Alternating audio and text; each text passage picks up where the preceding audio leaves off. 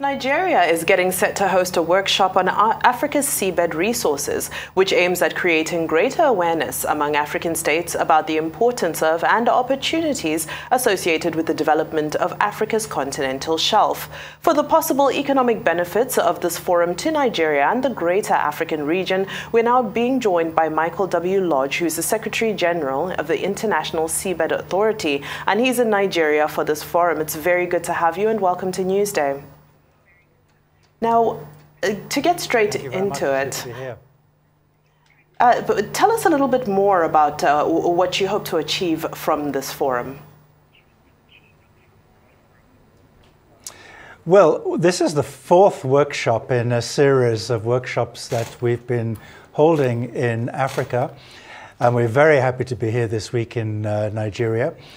To really try to explain to African states what are the opportunities and what are the potential benefits to their blue economy from going further offshore and looking at understanding what resources they have available to them in the offshore waters of the continental shelf and even beyond the continental shelf, where there are really abundant mineral resources that Africa could stand to benefit from those resources in the future and could certainly benefit from a much better understanding of the marine resources that are available to them. Well, of course, we understand, excuse me, that the blue economy could, contribute about $1.5 trillion to the global economy if effectively and sustainably managed. I'm just wondering, who are the stakeholders and what immediate steps need to be taken to make this a reality sooner rather than later? Well, we're here with the various relevant Nigerian counterpart ministries. Nigeria itself is a very active participant in the work of the International Seabed Authority. We are an organization of 168 member states. But really, this is a great opportunity to be here this week to speak to all the relevant ministries and agencies, the Navy. I've just been visiting the Navy today, but also the private sector, civil society, and academia. Because one thing's for sure, it needs all stakeholders to be on board when we talk about future sustainable use of marine mineral resources. This can only be done, of course, if there is a full understanding of the environmental consequences and of how to mitigate and prevent any environmental damage from taking place. And what are some of the practical lessons and takeaways that you would hope to achieve to ensure that this particular session is as successful as the last have been? Well, I think we measure success in terms of sensitization.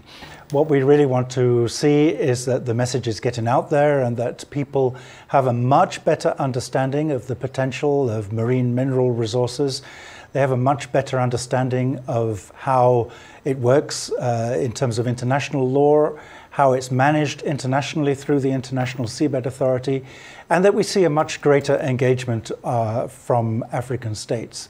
Out of our 168 member states, 47 of those states are African states. So they really have a very important stake in this, and it's important that Africa works both individually but also collectively as a continent to make sure that their aspirations, African aspirations, are reflected in everything that we do at the international level. Now, are we moving fast enough as a country in particular and the continent in general to address the issue of climate change in order to accelerate, our transition into a low carbon economy? Well, I certainly think Africa is doing a lot, but I think Africa could also move faster. And I do see that growing engagement. And I do believe that our project, the Africa Deep Sea Resources Project, has contributed in a small way. But now it's in the hands of the African states themselves and stakeholders to accelerate that engagement. But I do see that it's happening. So I'm really greatly encouraged by being here. The reception that we've received has been fantastic. The level of engagement from every agency and ministry involved has been absolutely superb. So I can see that things are starting to move much faster than they were in the past, and I'm very happy to see that. And how do we get that process to move along? It's great to have these engagements. It's great to have you come in and visit and create sensitization. But practically on the ground across the 47 African member states that you mentioned, how do we see continuity of the processes that you're spearheading? Well, I think we're starting to see that. I think we need engagement at the national level, at the state level, through ministries of foreign affairs and so on. But also, it needs the private sector to become involved. And I was very pleased to see extensive private sector involvement this week. And it needs other agencies, environment agencies and so on, to get involved as well. But also all stakeholders, including civil society, because we have to make sure that everything that is done, and particularly when we're talking about the deep ocean, which is a very vulnerable environment, we have to make sure that everything is done with maximum protection of the marine environment in mind. Well, you've given us a bit of the highlights for this forum that commenced yesterday and is concluding tomorrow. So what are the expectations for tomorrow's session? Well, tomorrow is going to be a great session because we've had 2 days of presentations. We bring with us a number of technical experts from around the world. We also listen to experts from Nigeria and from other African states. We have, I think, 8 other African states participating this week. But tomorrow is where it really happens, and that's when we go into discussion groups to formulate some strategy for African engagement. This is where I step aside, my organization steps aside, we're just there as a resource. But what we want to see is a real genuine discussion taking place between African stakeholders to see how they want to take this forward. And let's get into that. How do you, African states want to take that forward? How do we take ownership of this in the context of our own nuances that we face, especially in a country like Nigeria? Well, I think that's going to come clear tomorrow, and I think it needs everybody to get on board. Maybe there are private sector interests that are interested in asking for government support to go out into the deep sea to do this high technology work. Maybe there are partnerships waiting to be developed with developed countries and institutions in developed countries to do high-tech scientific survey work. Maybe there are academic institutions that can support environmental studies and so on.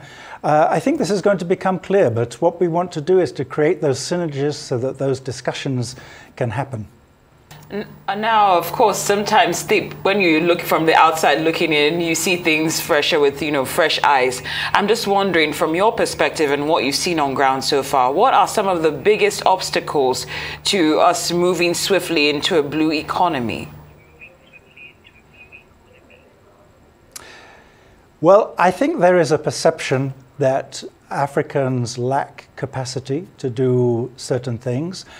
Certainly, the further you go offshore, the more high technology becomes involved, cutting edge technology, a lot of expense in terms of research vessels and scientific studies, environmental studies, etc. But I think what I've seen this week and what I've seen in previous workshops in Africa is that those are really misconceptions. Africa has the capacity. It's just a matter of putting the pieces together and bringing people together to make sure that this can happen. I think those partnerships are out there waiting to happen. I think there are plenty of resources at the international level that can support those activities. And I see no reason why Africa, one or more African states, should not take the leadership and become much more involved in deep sea exploration. Okay, great. Now, seeing that this is also the 4th edition of this forum, I'm wondering if you could just give us a bit of a progress report compared to what happened the first time. This is the 4th edition. How much growth or development or progress have you made?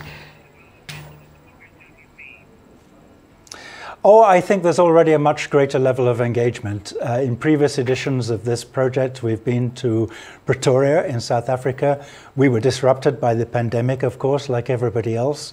We were virtually in Mauritius. We started off in Côte d'Ivoire, so we've come all around the continent, really, back to Nigeria. We have another workshop planned, and I hope that in the not too distant future we will be able to wrap up this particular project with a Pan-African discussion, bringing together the results from each of the previous workshops. All the experts that have been trained under this program to come together to share their experiences and to build up really a body of knowledge and expertise for the future. And of course, I hope that in the future we can do even more. And you know, we often talk about what Africa can learn from the rest of the world. But in your experience, your vast experience now here on the continent, what can the rest of the world learn from Africa with regards to the international seabeds? Well, I think that's a great question. I think what the rest of the world can learn in particular is that Africa has a fantastic human resource of people who are very skilled, but also a fantastic human resource of people who are willing to learn and who are looking for opportunities, and all they need is the incentive and a little bit of training, some support in terms of material support and technology support. And those are all things that the International Seabed Authority is very much committed to providing, to engaging with African states. But really, I see that this continent is a sleeping giant, and once it emerges, there will be no stopping the ingenuity and the enthusiasm of Africa. Absolutely. Michael W. Lodge, Secretary General of International Seabed Authority, thank you so much for joining us on Newsday. We appreciate your time.